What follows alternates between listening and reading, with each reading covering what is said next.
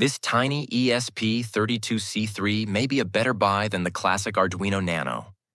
It has Wi-Fi, Bluetooth, USB-C, and it can cost almost the same price. So, should beginners still buy Arduino Nano in 2026?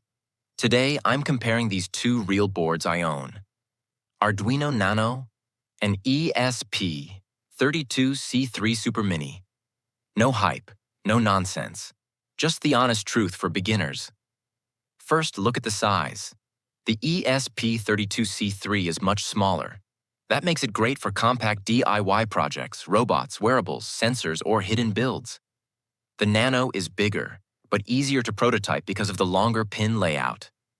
So here, tiny winner equals ESP32-C3, breadboard comfort equals Nano. This is where ESP32-C3 wins hard. Built-in Wi-Fi, built-in Bluetooth, faster modern processor. With Arduino Nano, you need extra modules for Wi-Fi or Bluetooth, more wires, more setup, more problems. But hold on. Arduino Nano is still easier for pure beginners. There are thousands of tutorials, LED projects, motors, sensors, simple examples. So if you're starting from zero, Nano still makes sense. I used the ESP32-C3 in this weather station project. Small size, connected features, modern board. That's where it shines. Real, useful projects. So which should you buy?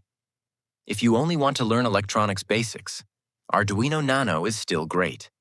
If you want modern projects with Wi-Fi and Bluetooth, ESP32-C3 wins easily. My honest advice? Start with Nano, or skip straight to ESP32-C3 if you're motivated. Which one would you choose? Nano or ESP32-C3? Comment below. And subscribe to Alex 3D Works for Real DIY Electronics.